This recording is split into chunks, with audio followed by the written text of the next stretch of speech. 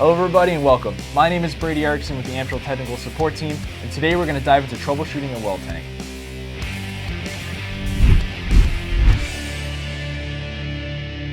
So the first step with troubleshooting your well tank is you're going to want to turn off the power to your pump. The reason we're going to do this is we don't want the system cycling on and off while we're trying to troubleshoot the well tank. The second step is to locate a faucet somewhere in your system.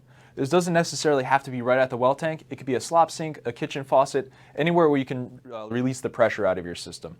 So open up that faucet and allow it to run until there is no more water coming out, which indicates that there's no more water pressure within your system as well.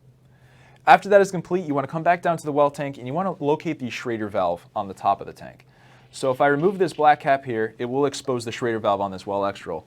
The schrader valve is an automotive grade, which means that it can be used with any of your standard fittings that you would normally use on a car tire. So I'm going to locate my dial gauge, and I'm going to go ahead and check that air pressure. When I check that air pressure, I want to look out to see if any water is being released from that air stem when I check that pressure. If you have any water being released, then it indicates that the tank is waterlogged, which means that there's water in the air chamber, and we know that tank's going to need to be replaced. So we wouldn't have to go any further with this troubleshooting. If you do not have any water coming out of that air stem, you want to see what that pressure was on your pressure gauge. If it was low or if there was no pressure at all, and when I say low, I'm usually referring to around 15 psi or below, we're going to want to check this tank for leaks, specifically air leaks. So I'm going to go locate a compressor, a bike pump, or anything you have that is able to hook onto, like I said, a standard schrader valve like a car tire or a bike tire. We want to hook it up to the tank and we want to charge the tank to 25 psi.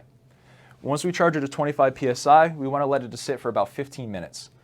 After that 15 minutes, we're going to come check our air pressure again. And when we check that air pressure, we want to see if we've lost anything. If we've lost anything more than 5 psi within that 15-minute span, we know we have an air leak and this tank's going to need to be replaced. If you do not lose any pressure within that 15 minutes, it is time that we want to make sure we set it to where it needs to be for its operation and get it back in service. If you have any questions about how to set the precharge for your tank during operation, please see our video on how to adjust your well tank's precharge. But for those of you that note, it is going to be 2 psi below the cut-in of your pressure switch. So once we adjust that tank back to its operating pressure, it is time that we can turn on the power to our pump again, start to pressurize the system up, and we can close off that faucet or the slop sink, whatever we use to drain the system out in the beginning. At this point, your system's going to be back in operation. If there's any other troubleshooting that needs to go on, if you're still having problems, that would be the time you'd want to reach out to a local contractor.